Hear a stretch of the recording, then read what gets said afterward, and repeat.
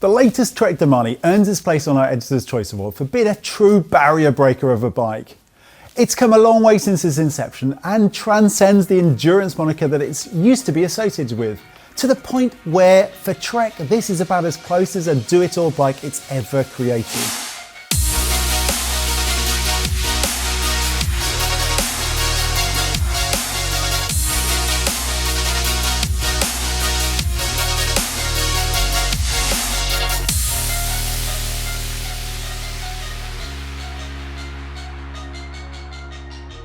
So this is slightly different to the SLR Domane that I've ridden, where you can adjust the ISO speed. What is different here? Yes, so we've got these two areas here of the frame. We've got the rear and the front section here, which are very, very clever technologies. So on the SLR, you have a little adjuster on here, so you can adjust how compliant that rear end is. So if you want it to be very, very soft feeling, you can do that. Or you can have it so it's super stiff. And I think the new version with this revamp was 27% more compliant. However, the SL is the same level of compliance as the last version. It's not to say that that's a bad thing, because the last one was incredibly comfortable here. But the way that the ISO speed system works is it decouples the seat tube from the top tube and the seat stays. So effectively allowing the seat tube to move independently, but still obviously under control. So you get way more compliance and way more comfort than you would do on a traditional frame where everything is attached around this sort of seat cluster here.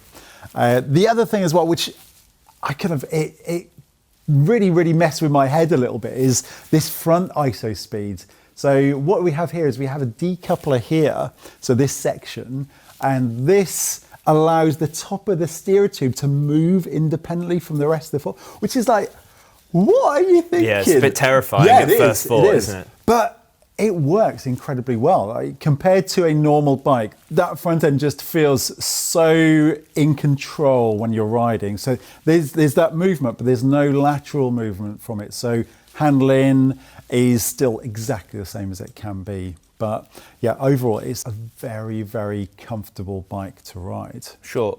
And a big change here is that the Domane now looks a lot like the Madone. There's been a lot of aerodynamic refurbishment, shall we say, here, especially at the front end. Oh, absolutely. Like, you know, if we were to just basically take this part here and sort of just show you that part, you could be forgiven for thinking it is a Madone. So there is a lot of aero features, and the frame tube in itself has gone the same sort of way. So we've got those truncated camtail airfoil shapes that you associate with the more aero bikes.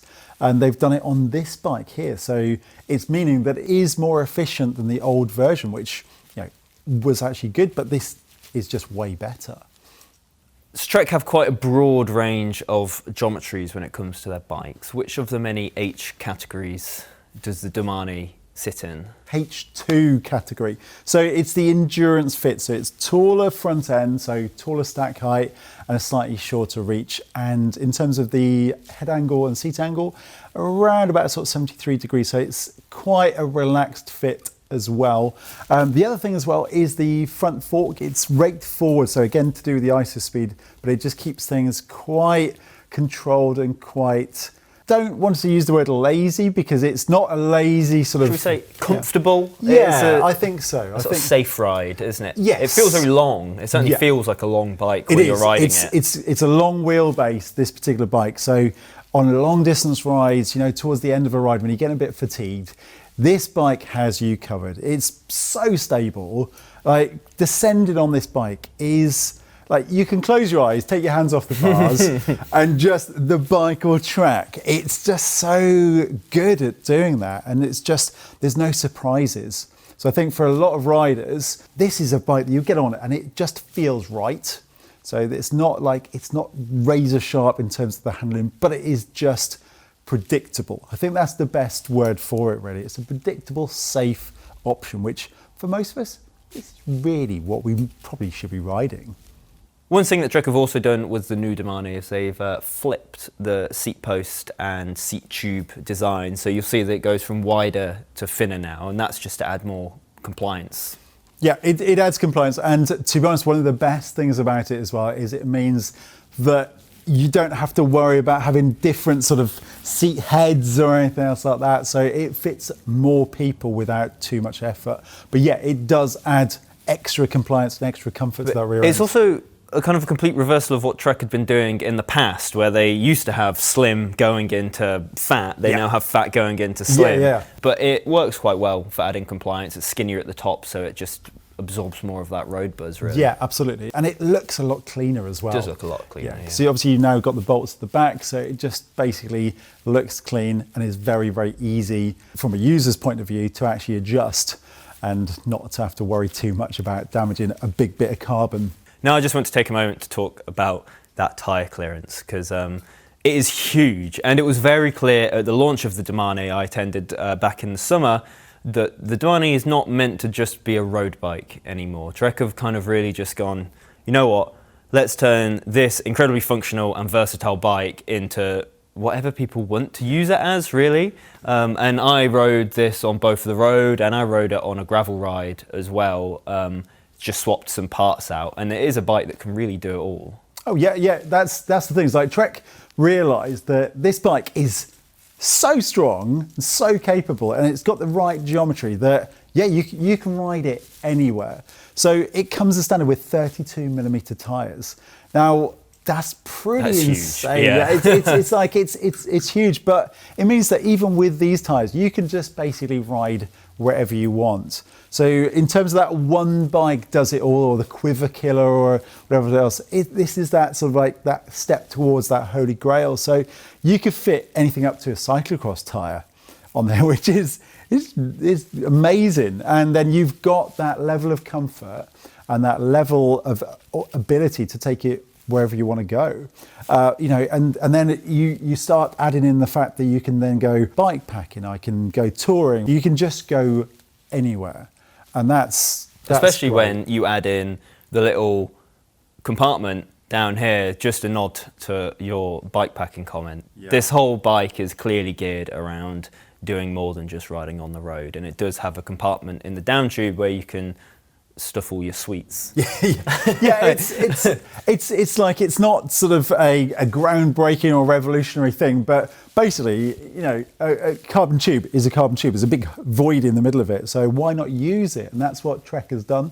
They're not the first company to do that, but they're the first company to do it on a road bike in this way.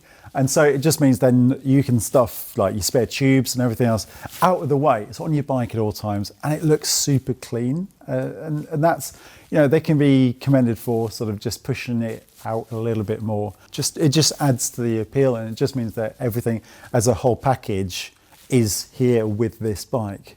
The SL6 retails at £3,200, which for a bike this versatile, if you think about it, you've got your road bike, you've got your gravel bike sorted, so you don't have to buy two bikes. You've got one bike, which means that actually from a value point of view, it's way better than a lot of its competition.